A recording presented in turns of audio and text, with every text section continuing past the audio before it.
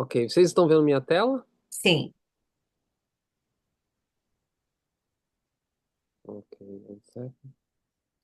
Vou colocar isso aqui.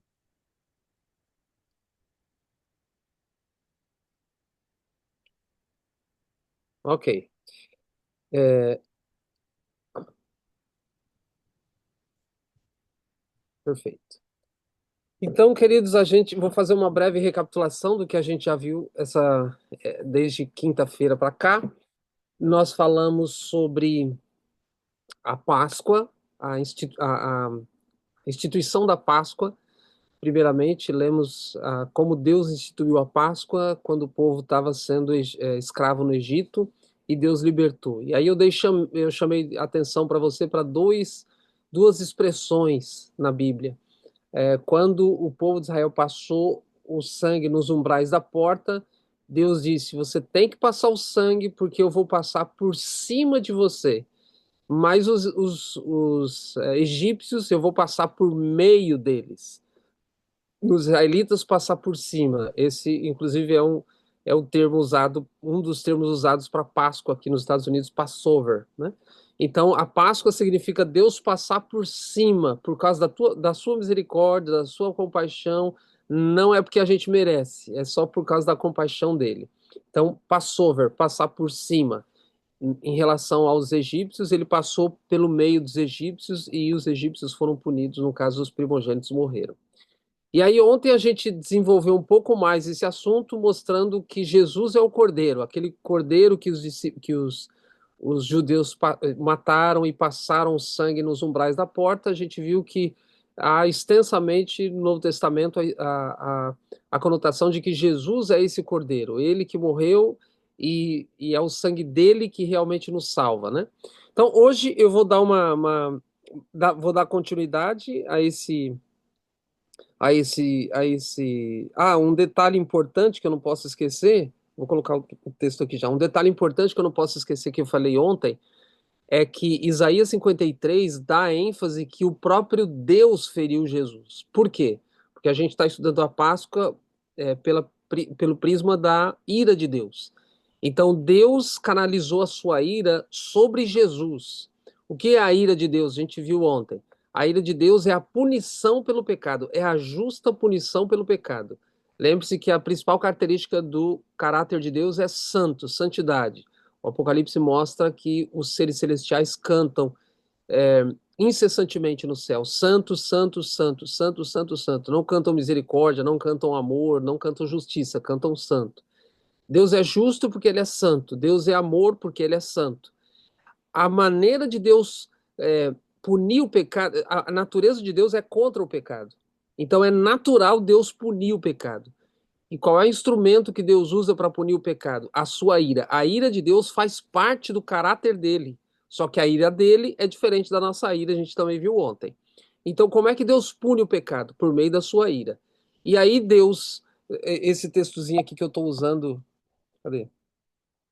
Esse texto que eu estou usando aqui para dar a introdução para o que a gente está estudando aqui, é o texto de Romanos, e você se lembra, Paulo está dizendo aqui: Deus propôs o seu sangue, falando de Jesus, como propiciação mediante a fé para manifestar a sua justiça, por ter Deus, na sua tolerância, deixado impunes os pecados anteriormente cometidos. E aí eu estou dando ênfase aqui a essa impunidade. O que, que é essa impunidade? É Deus restringindo a sua ira. Deus restringindo a sua ira e não executando o juízo sobre o pecado antes da morte de Jesus. Por isso que os judeus matavam cordeirinhos. Eles matando o cordeirinho, eles demonstrariam fé no sacrifício que viria, tá? Então, na cruz, Deus canaliza toda a sua ira contra o pecado em Jesus. Então fica hoje até o final. Eu vou terminar de uma forma aqui bem interessante, mostrando para você Jesus na cruz e onde é que estava o Pai, porque Jesus na cruz ele ora: Deus meu, por que me desamparaste? Então fica até o final, a gente vai ler um texto que vai mostrar onde é que Deus estava, porque quando Jesus fez essa oração. Então, esse texto, repito, é a introdução da semana inteira, mesmo Deus detestando o pecado e Deus, a sua natureza, tendo que punir o pecado por meio da sua ira, Deus deixou impune os pecados anteriormente cometidos e ele puniu os pecados em Jesus Cristo. Lembre-se, Isaías 53 fala que Jesus carregou todos os nossos pecados. Quando Deus olhava para Jesus do céu, quando Deus olhava para Jesus na cruz, ele não enxergava o filho dele, não enxergava a segunda pessoa da Trindade. Ele enxergava eu e você, os nossos pecados. É por isso que Deus canalizou a ira dele sobre Jesus lá, porque Jesus estava naquele momento com todos os nossos pecados, desde do primeiro ser humano a ser criado até o último que viverá aqui. Os pecados todos estavam sobre Jesus e a natureza de Deus é punir o pecado. Naquele momento, Jesus teve que realmente passar sozinho. Mas deixa isso para o final que eu vou mostrar para você. Outro texto aqui que eu vou ler agora para você, que não tem, aparentemente não tem nada a ver com o estudo de hoje, mas eu vou usar esse texto como analogia para o que eu estou querendo mostrar para você, terminando hoje. Hebreus capítulo 11, verso 7, diz assim: Pela fé, Noé, divinamente instruído, perdão, a respeito de acontecimentos que ainda não se viam, e sendo temente a Deus, em vermelho aí, ó, construiu uma arca para. Qual foi o objetivo de Noé ter construído a arca? Construiu uma arca para a salvação de sua família. Ponto. Assim, o que significa esse assim?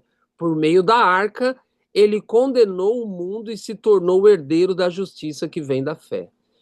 Preste bem atenção no que esse texto está dizendo. Esse texto está dizendo que, primeiro, Noé construiu uma arca. E o texto está dizendo que Noé, através dessa arca, tinha dois objetivos. Objetivo um, salvação. E objetivo 2, condenação. Você vê que está em vermelho aí, ó. Objetivo um, salvação. Objetivo 2, condenação. Queridos, todo o plano de Deus para salvar o ser humano também se torna, por causa da rejeição do ser humano em relação àquele plano, por causa do livre-arbítrio que Deus deu para cada ser humano, todo o plano de Deus para salvar o ser humano, por causa do livre-arbítrio que Deus deu para o ser humano, também se torna um meio de condenação. Vou repetir. Todo o plano de Deus para salvar o ser humano também se torna um meio de condenar o ser humano por causa do livre-arbítrio que Deus deu a cada um de nós. Então, a arca foi construída com o objetivo primário, salvar as pessoas. Mas como as pessoas tinham livre-arbítrio e a maioria delas rejeitaram esse plano chamado arca para a salvação deles, esse mesmo plano se tornou um meio para a condenação deles. Então, Jesus é a mesma coisa. O plano de Deus para salvar a humanidade está em Jesus. Mas uma vez que o ser humano rejeita Jesus, esse plano que foi feito para a salvação se torna para a condenação do ser humano. Eu vou explicar isso com esse próximo texto. Ó. Olha esse texto, palavras do próprio Jesus. O próprio Jesus disse isso aqui. Ó. Olha como esse texto faz a gente compreender que em Jesus também há salvação, vida eterna, mas também condenação. Olha aí, Jesus disse assim, ó: quem crê no Filho, Jesus, tem a vida eterna. Já quem rejeita o Filho não verá a vida, mas a ira de Deus permanece sobre ele. Muitas informações nesse texto. Mas o mais importante aqui é que o enfoque da salvação ou da perdição dos seres humanos está em Jesus.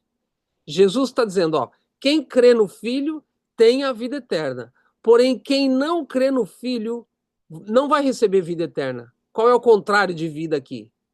Ira. Porque a ira faz parte do caráter de Deus e é um instrumento para punir o pecado. Então, lembre-se lá no Jardim do Éden, Deus falou para Adão e Eva: se comer, se pecar, morre. Se pecar, morre. Paulo vai dizer no Novo Testamento: o salário do pecado é a morte. Então, Deus é vida. Deus dá vida. Mas as pessoas que rejeitam a vida, elas passam pela morte. E qual é o meio de Deus punir o pecado? através da sua ira. Então, em Jesus há salvação. Mas uma vez que eu rejeito, esse mesmo plano que foi para minha salvação se torna para minha condenação. É a mesma coisa da arca. Então Jesus está dizendo, vou ler de novo: quem crê no Filho tem a vida eterna. Já quem rejeita o Filho não verá a vida, mas a ira de Deus permanece sobre ele. Você percebe que eu grifei aí a palavra permanece? Deixa eu dizer uma coisa para vocês. É uma coisa que deveria estar claro para nós, mas às vezes eu percebo que o adventista meio que esquece isso. Queridos, naturalmente nós estamos perdidos. Naturalmente nós estamos perdidos. Se a gente não fizer nada, não estou dizendo que tem que fazer alguma coisa para a salvação, eu já mencionei isso ontem, inclusive. Se a gente não fizer nada, se a gente ficar estático, a gente vai se perder, porque normalmente ou naturalmente a gente está perdido. Veja que Jesus diz: ó, a única maneira da ira de Deus não cair sobre você é o filho, o sacrifício do filho. Lembra? O sangue nos umbrais da porta. Se você não passar o sangue no umbral da porta, o seu futuro é como o dos egípcios, como dos primogênitos dos egípcios. Naturalmente, queridos, nós estamos perdidos. Veja que Jesus usa a palavra permanece. Ou seja, Jesus está dizendo que desde que a gente nasce, nós estamos destinados para a ira, porque é natural, nós somos pecadores. E aí ele diz: você precisa crer no Filho, que já fez o sacrifício por você, se utilizar do meu sangue, e aí a ira de Deus não vai mais permanecer sobre você. Ou seja, ele tira a ira de Deus. Mas a ira de Deus naturalmente está sobre nós. É o Filho que tira essa ira. É o Filho que leva a punir. Lembre-se que a ira é o instrumento de Deus para punir o pecado. Então Jesus está dizendo: ó, a ira de Deus vai. Vou parafrasear o que Jesus está falando aqui. A ira de Deus vai permanecer em você. Você naturalmente você está sobre a ira, naturalmente você está sob condenação. Você precisa aceitar o sacrifício do meu filho, e aí ele vai retirar a ira de você. Ele vai retirar essa condenação de você. Porque se você não aceitar o filho, a condenação permanece em você. A ira de Deus permanece em você. Então, veja, Jesus está mencionando isso daqui, e aí daqui a pouco Paulo vai explicar isso melhor. E é um alerta para a gente, queridos. Desde o primeiro estudo aqui, eu estou mencionando que a Páscoa nos faz lembrar que sim, nós já fomos salvos. Nos faz lembrar que sim, Deus já providenciou o Cordeiro, mas é preciso, queridos, a gente tomar parte nesse processo de salvação, e eu vou deixar isso mais claro daqui a pouco, porque senão a gente, mesmo que esse sacrifício já tenha sido feito, a gente vai tomar parte na ira de Deus. Lembre-se que eu mencionei ontem, é, na volta de Jesus, a ira do Cordeiro. Como assim? Eu vou explicar isso melhor daqui para frente. Vamos lá. Olha esse texto aqui de Romanos. Eu vou passar um texto de Romanos aqui para você, só que eu vou passar fragmentado. São vários versos, eu vou colocar os versos aqui e depois só que vai aparecer a referência lá. Olha esse texto de Paulo. Ele diz assim, ó: ou será que você despreza as riquezas da bondade, da tolerância e da paciência de Deus dele, não reconhecendo que a bondade de Deus o leva ao arrependimento? Arrependimento do quê? Do pecado. Veja que Deus, a natureza de Deus é antagônica ao pecado. Deus não tolera o pecado. Então, por isso que faz parte do caráter dele a ira, e é por meio da ira que ele pune o pecado. Qual é o meio que Deus usa para nos afastar do pecado? Arrependimento. Arrependimento não é só você sentir tristeza pelo pecado, é você também abandonar o pecado, tá bom?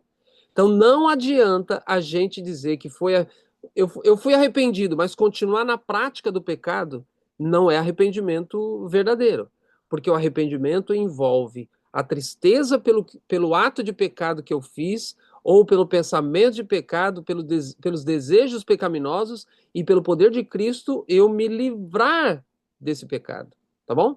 Então Paulo está dizendo que o que é que nos leva ao arrependimento?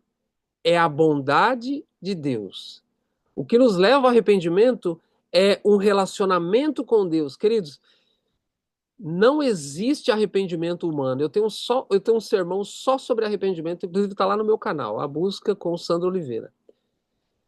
Não existe, assim como o perdão vem de Deus, o arrependimento também vem de Deus. Não existe arrependimento humano. Ninguém se arrepende por si mesmo. Você não pode pensar assim, deixa, quando eu vou para Deus quando eu estiver arrependido dos meus pecados. Não, você nunca vai. Então, você tem que ir a Deus, mesmo amando o pecado, gostando do pecado, não importa. Vá a Deus e peça para Ele: Senhor, me dá o arrependimento. Eu não estou conseguindo me arrepender desse meu pecado. Porque o arrependimento vem de Deus. Por meio do quê? Por meio da bondade dele. Ok? Agora, olha a continuação desse verso. Próximo verso aqui, ó. Contudo, por causa do seu coração obstinado e sem arrependimento, você está acumulando ira contra você mesmo para o dia da ira de Deus, quando se revelará o seu justo julgamento. Então, olha só, e eu estou chegando na parte final. Olha só, eu tô fechando aqui tudo que a gente já estudou. Veja, o meio que Deus tem para punir o pecado é a sua ira, faz parte do caráter dele. Em Jesus, ele deixou os pecados aparentemente impunes lá do passado. Em Jesus, Deus canalizou toda a sua ira. Ok? A gente já viu. Mas, mesmo Jesus tendo recebido toda a ira de Deus, o texto está dizendo que ainda há uma ira futura. O texto está dizendo o dia da ira de Deus. Ou seja, mesmo Jesus tendo levado toda a ira de Deus, algumas pessoas, por causa do seu livre-arbítrio, vão receber essa ira. Olha que coisa. Eu estou dizendo, queridos, naturalmente nós estamos perdidos. Se a gente não fizer nada, não estou dizendo que a gente tem que fazer alguma coisa para a salvação, não é isso. Entenda essa minha frase dentro do meu contexto. Se a gente não fizer nada, se a gente continuar do jeito que a gente vive, a gente se perde. É preciso o sacrifício do filho, assim como era preciso lá no Antigo Testamento passar o sangue para provar que você realmente matou o cordeiro. Passa o sangue na porta, que eu preciso ver, algo visível, algo visível. Então aqui, Paulo está dizendo: olha, Deus é que vai levar você ao arrependimento dos pecados, para que você não seja punido com a ira dele. Deus vai levar você ao arrependimento, e aí o seu pecado vai recair sobre Jesus lá, literalmente. Eu não vou canalizar a minha ira, estou parafraseando. Deus diz: eu não vou canalizar a minha ira sobre você, porque eu já levei lá a minha ira para o meu filho. Você não precisa mais pagar o pecado, mas você precisa se arrepender do pecado e abandonar o pecado. Aí Paulo está dizendo agora: mas se você tem um coração obstinado e não se arrepender, você está acumulando ira contra você mesmo, acumulando ira. Olha, pecado sobre pecado, acumulando ira para aquele dia. Percebe, queridos? Não existe esse conceito na Bíblia de uma vez salvo, salvo para sempre. Eu aceitei Jesus, ele é meu cordeiro, já passei o sangue no umbral da porta, já aceitei Jesus como meu salvador, já me batizei, está tudo certo. Não, não é assim. Lembre-se que a salvação é um processo, é justificação, é santificação para chegarmos na glorificação.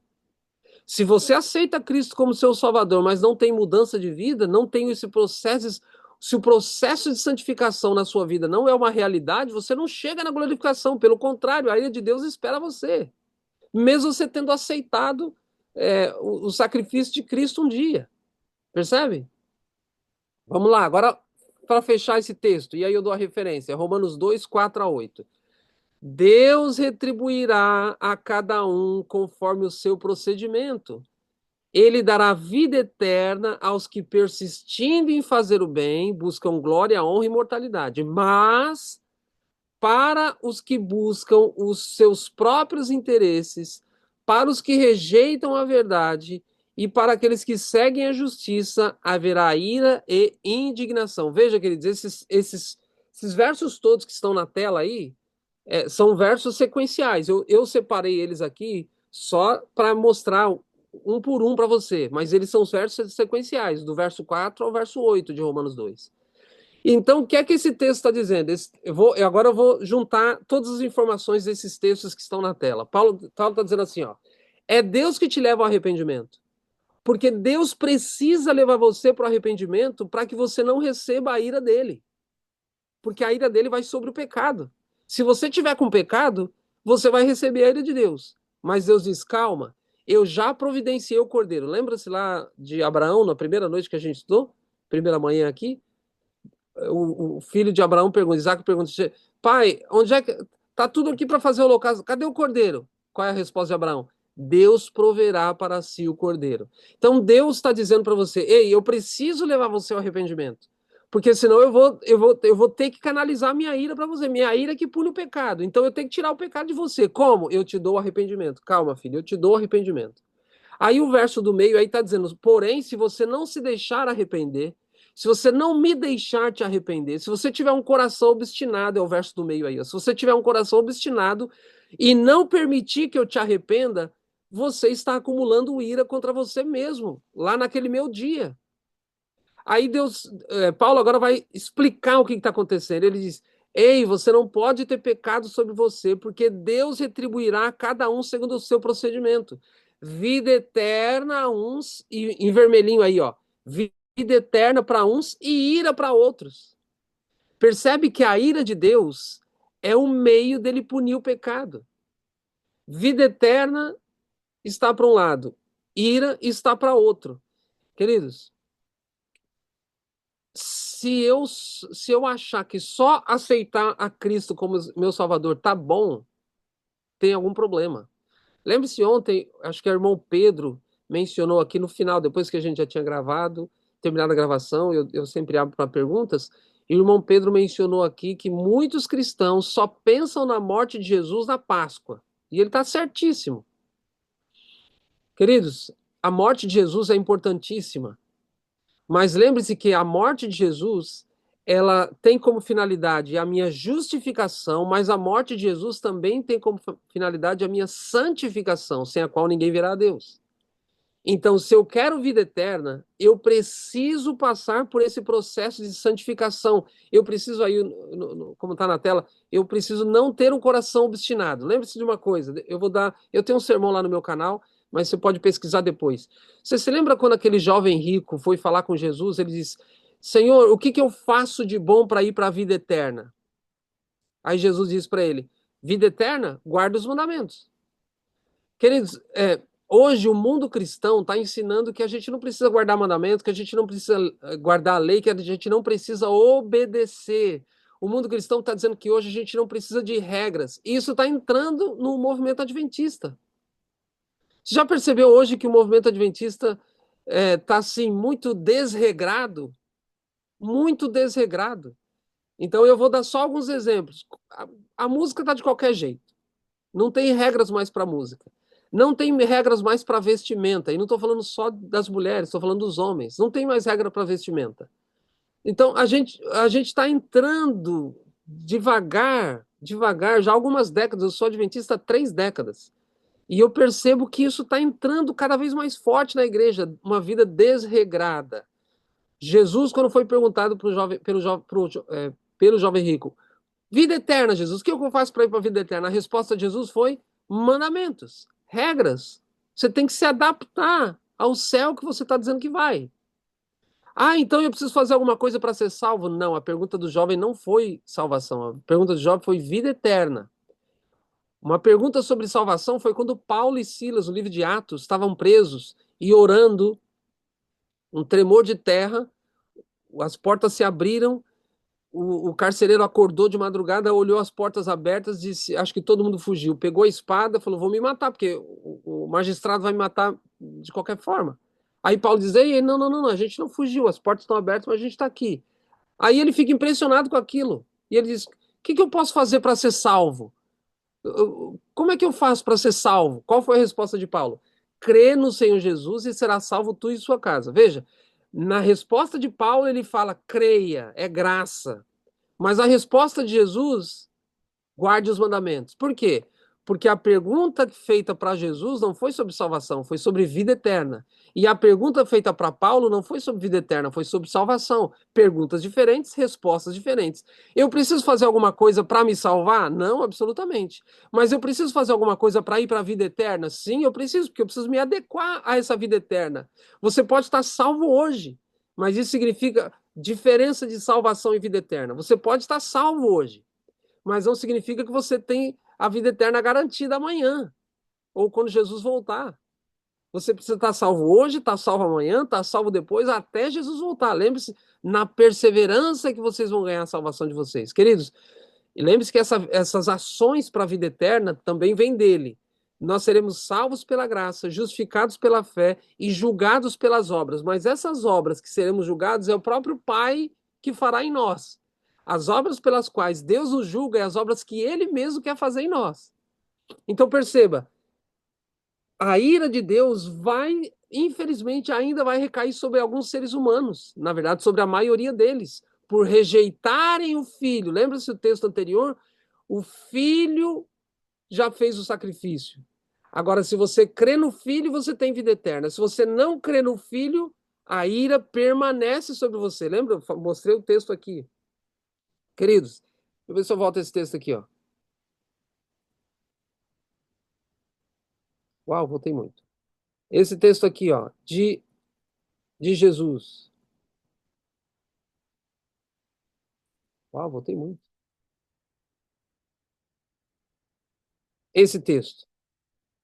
A ênfase da salvação ou da perdição, queridos, é o filho.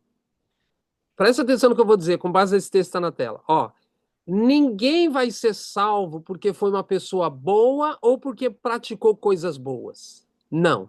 Mas ninguém vai para o céu sem ter feito coisas boas, porque as obras vêm como consequência.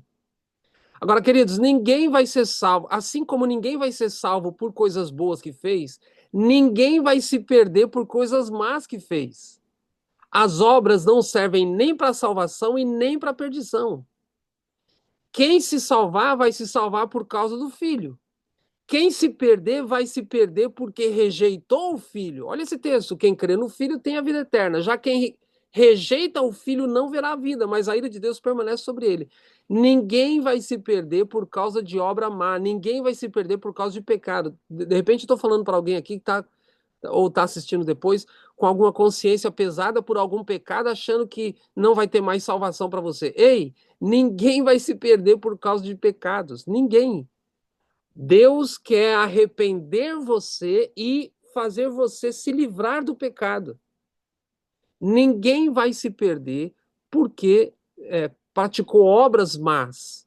As pessoas se perderão porque rejeitaram o filho e as obras más vêm como consequência. Ninguém, assim como ninguém vai se salvar por causa de obras más, mas por causa de obras boas, mas vai se salvar porque aceitou o filho e as obras também vêm como consequência. Ninguém aceita o filho e continua em pecado. Não, isso significa que não realmente aceitou o filho.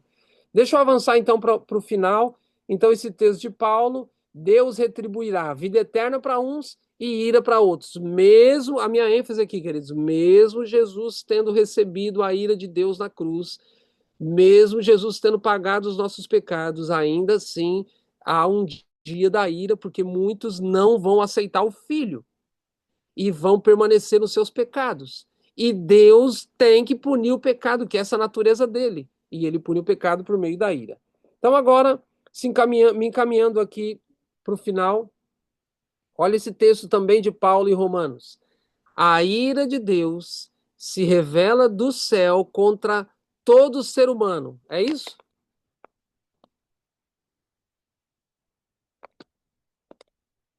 A ira de Deus se revela do céu contra toda a impiedade e perversão dos homens que detêm a verdade pela injustiça. Deus não tem ira para com o ser humano. Deus não se ira com o ser humano. Deus se ira contra a impiedade do ser humano. Por isso eu estou dizendo, se tem alguém aqui com a consciência pesada por ter pecado, e achando que não tem mais volta, Deus não se ira contra você. Deus se ira contra o que você faz de mal. Deus não se ira contra mim. Deus se ira contra as coisas más que eu pratico. Uma vez que eu vou até Ele, mesmo praticando coisas más, eu tenho que ir até Ele, porque Ele me arrepende. Então a ira de Deus se revela do céu contra toda impiedade. Olha só esse texto. Portanto, façam morrer tudo que pertence à natureza terrena. O quê? Imoralidade sexual, impureza, paixões, maus desejos e avareza, que é a idolatria. Por causa destas coisas é que vem a ira de Deus sobre os filhos da desobediência. Veja, aqui eu já estou no final. Lembre-se que eu li ontem, no final do texto de ontem, do estudo de ontem, e hoje ainda, há um dia da ira lá na frente, certo? Que é o dia da retribuição, quando Deus julgar todas as coisas, todo mundo. Mas esses textos de Paulo, Romanos e Colossenses, está dizendo que a ira de Deus começa a se manifestar aqui. Assim como a vida eterna começa a se manifestar aqui, quando eu aceito Jesus como meu Salvador, porque a graça não é só perdoadora, a graça é transformadora. Quando eu aceito Jesus, a manifestação na vida prática. As obras demonstram isso. Quando eu rejeito o Filho, eu estou destinado para morte, para ira. Mas as minhas obras vão determinando isso. Isso faz parte da ira. Eu vou explicar. Paulo está dizendo que a ira de Deus se revela do céu contra toda impiedade humana. Ou seja, enquanto os homens estão na impiedade, a ira de Deus já vai se manifestando. E eu vou explicar isso. Então, Paulo diz em Colossenses que a gente deve deixar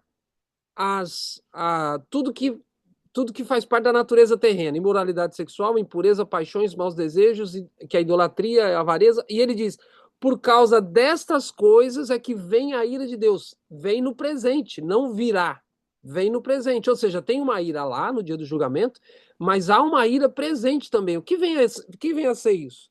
Olha só esse texto. Esse texto eu li ontem com você, esse texto de Apocalipse mostra, fala sobre a volta de Jesus, ok? Fala sobre a volta de Jesus. E nesse texto fala que os reis da terra, os grandes, os comandantes, os ricos, os poderosos, e todo escravo e todo livre se esconderam nas cavernas, os penhascos dos montes, e disseram aos montes e aos rochedos: caí sobre nós, e escondei-nos da face daquele que se assenta no trono e da ira do cordeiro, porque chegou o grande dia deles, e quem é que pode suster-se? Então, vai ter o grande dia da ira, mas a ira já começa a se manifestar hoje, e eu vou explicar. Olha esse texto, ainda sobre as pragas. Ouvi uma voz forte vinda do santuário, dizendo aos 7 anjos: vão e derramem sobre a terra as 7 taças da ira de Deus. Deus punindo os pecados. Aqui, por isso que as 7 pragas vai cair na terra apenas quando a porta da graça se fechar. Porque quando a porta da graça fecha, cada um já decidiu. Então, aqueles que decidiram o pecado, que rejeitaram o filho, decidiram o pecado, Deus diz: olha, já que você escolheu o pecado, a minha ira vai começar a canalizar sobre você, porque é natural Deus odiar o pecado. Olha esse outro texto. Amados, nunca procurem vingar-se, mas deixem com Deus a ira, pois está escrito: minha é a vingança, eu retribuirei.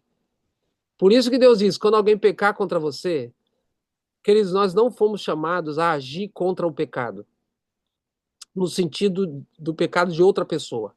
Quando uma pessoa peca contra você, você não deve agir contra o pecado da pessoa. Obviamente não contra a pessoa, porque Deus é quem lida com o pecado. A gente não lida com o pecado.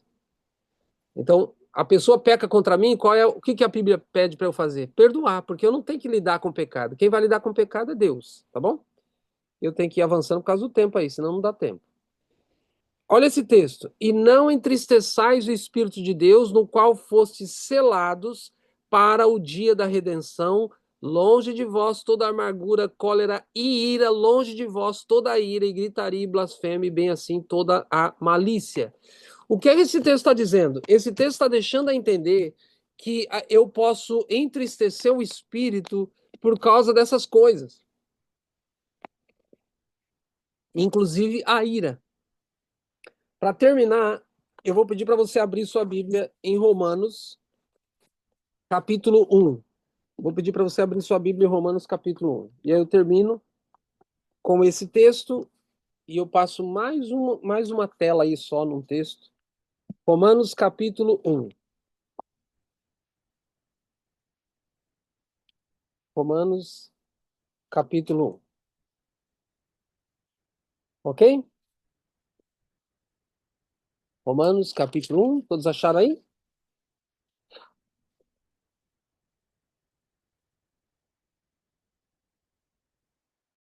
Romanos capítulo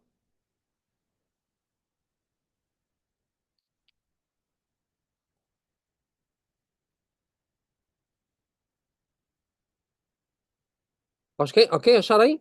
Olha comigo o versinho 18. Romanos capítulo 1, verso 18. Aí, esse texto a gente já leu aqui, inclusive.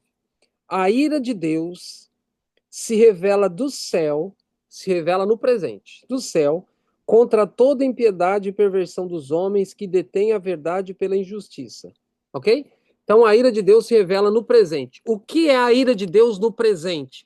A gente está vendo na tela aí os textos que mostram a ira de, na verdade, o primeiro aí, né? Que mostra a ira de Deus no futuro. Deus vai ter uma ira no futuro. Mas a ira no presente, como é que se manifesta? Olha o que no próprio capítulo 1, que Paulo está dizendo no verso 18, a ira de Deus se revela do céu contra toda impiedade humana. Olha o que significa a ira de Deus, o versinho 24. Versinho 24. Depois você leia esse capítulo todo para você entender qual é o contexto. Mas o verso 24 diz: Por isso, por causa de algumas coisas que as pessoas estavam vivendo na época, por isso Deus entregou tais homens à imundícia, pelas concupiscências de seu próprio coração, para desonrarem o seu corpo entre si. Qual é a frase principal aí desse verso 24? Deus entregou. Deus entregou. Olha só o versinho. Tem um outro texto aqui, versinho 26. Versinho 26. Por causa disso, os entregou Deus a paixões infames, porque até as mulheres mudaram o modo, a natureza e suas relações íntimas contrárias à natureza. Então, tem um contexto específico aqui que eu não quero entrar nele.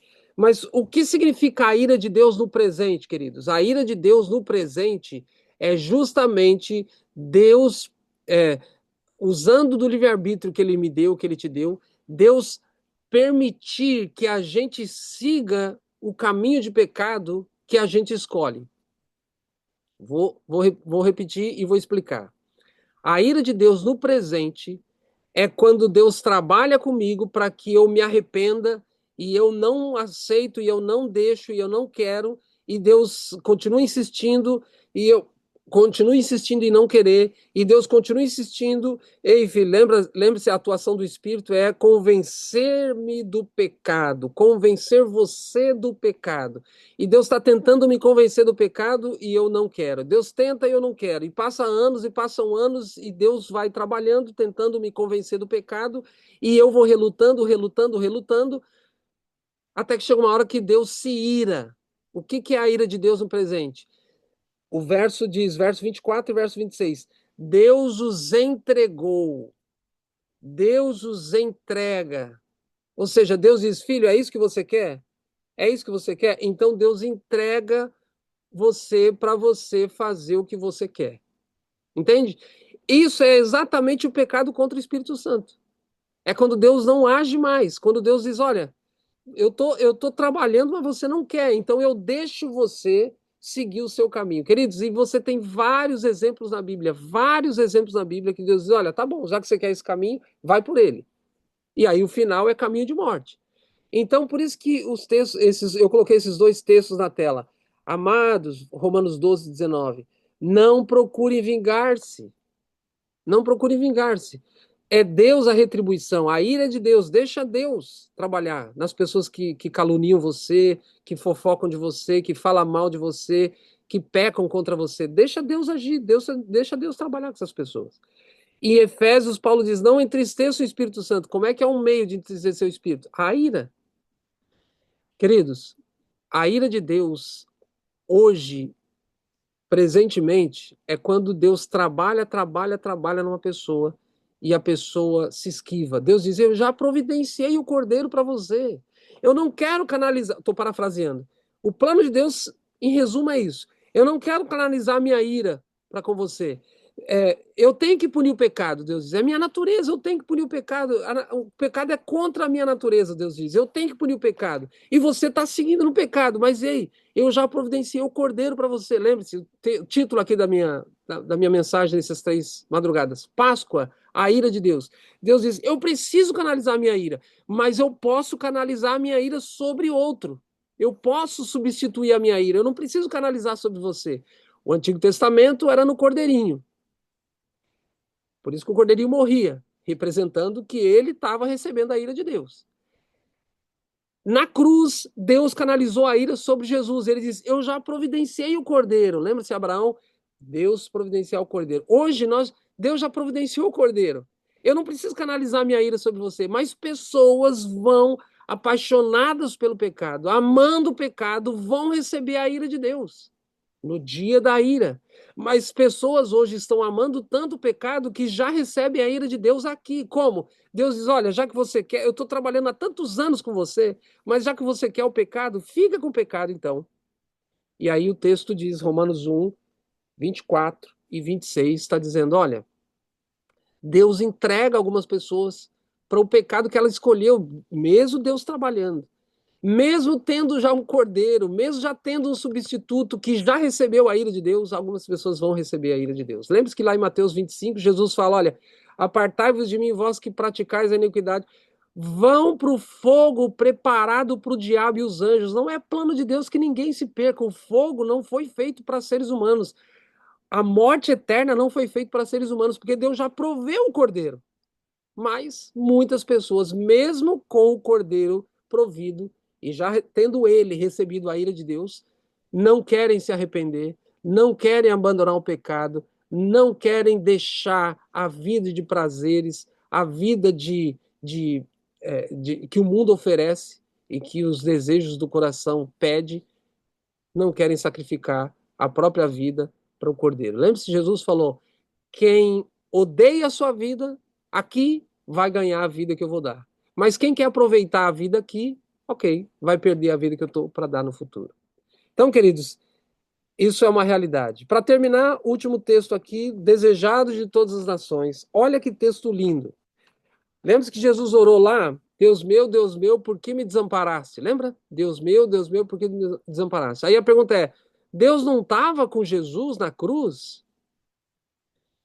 Diz assim: naquela densa treva ocultava-se a presença de Deus. Lembra-se que naquele momento a Bíblia fala que houve uma treva. Quando Jesus estava morrendo na cruz, houve trevas. Ao meio-dia houve trevas. Ao meio-dia, entre aspas, né? Foi durante o dia. Naquela densa treva ocultava-se a presença de Deus. Ele, Deus, faz da treva o seu pavilhão e esconde sua glória dos olhos humanos. Olha isso.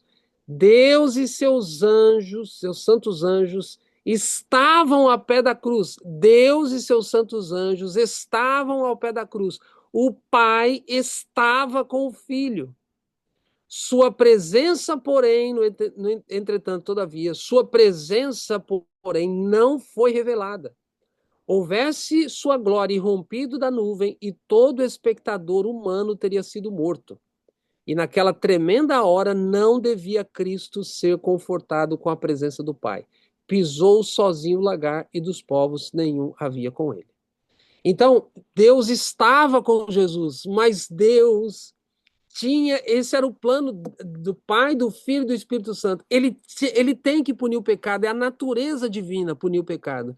E como fazia parte do plano Jesus tomar os pecados da humanidade, lembra-se, Isaías 53, tomou sobre si todos os nossos pecados. Deus tinha que permitir que Jesus passasse sozinho. Imagine o sofrimento do Pai estando presente, mas não podia confortar o seu filho. Lembre-se que quando fala pai e filho, não é que um dia aqui, irmã Rosa, a gente pode fazer uma série sobre a Trindade. Não sei se a gente já fez aqui, não lembro. Mas quando pai e filho não significa que um é superior e o outro inferior. Não, é questão só funcional. Cada um tem uma função no plano da salvação, assim como o Espírito Santo também. Então imagine o sofrimento de Deus Pai vendo o Deus Filho na cruz e ele não podia confortar o filho. Por quê? Porque ele estava. Eu falei aqui, quando Deus olhava para Jesus na cruz, ele não olhava o filho. Ele não olhava. Deus Filho, ele olhava eu, ele olhava você. Quando você olha Jesus na cruz, é você na pessoa do seu substituto.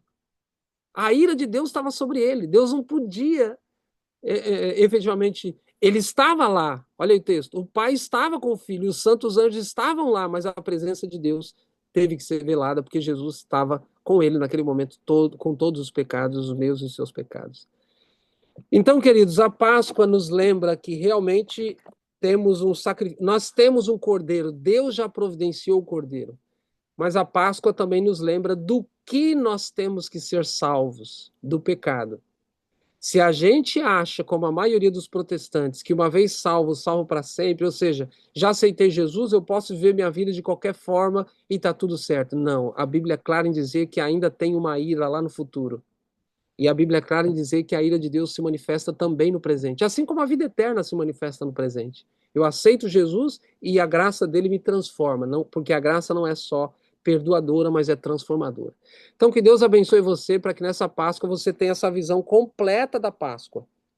Já foi provido um sacrifício, você pode estar salvo em Cristo Jesus, mas também você não pode esquecer daquilo que você foi salvo, o pecado, para que você não viva em pecado, mesmo tendo aceitado Cristo como seu Salvador, que você não continue vivendo em pecado, porque senão o seu destino vai ser a ira de Deus, assim como foi sobre Jesus, tá bom? Então eu vou interromper aqui o compartilhamento, irmã Rose, e vou fazer a oração. Depois vai ter uma outra oração, e aí quem quiser fazer alguma pergunta, se tiver tempo, tá bom? Senhor Deus, obrigado à vida e à saúde mais uma vez. Obrigado, Senhor, porque o Senhor já proveu o cordeiro. Muito obrigado, Pai, porque nós aceitamos esse cordeiro e nós queremos que esse cordeiro não só nos perdoe, mas queremos que o seu Filho Jesus Cristo também nos transforme. Que não só a justificação seja uma realidade na nossa vida, Senhor, mas também a santificação seja uma realidade. Porque se não passarmos pelo processo de santificação que dura a vida inteira, se não passarmos por esse processo, nós não chegaremos, não alcançaremos a glorificação. Portanto, Senhor, tenha misericórdia de nós e nos ajude a compreender a Tua palavra de forma plena. Nos ajude, Pai, a dedicarmos tempo ao estudo da Tua palavra, à leitura da Tua palavra, tempo em comunhão, tempo em oração. Nos ajude a desenvolvermos comunhão contigo todos os dias, assim como precisamos da respiração todos os dias, assim como precisamos do alimento todos os dias. Por favor, Senhor, nos ajude a compreender que o Senhor é um Deus de amor, mas também é um Deus de justiça. Nos ajude a compreender que a principal característica do teu caráter é a santidade. E a santidade é manifestada pelo amor, enviar o seu Filho como cordeiro em nosso lugar. E a sua santidade também é manifestada pela repulsa contra o pecado. Portanto, Senhor, nos ajude a detestar o pecado como o Senhor detesta. E ajude-nos a, pelo teu poder, pela tua graça transformadora, moldar o nosso caráter à tua semelhança no processo de santificação. Em nome de Cristo oramos. Amém, Senhor.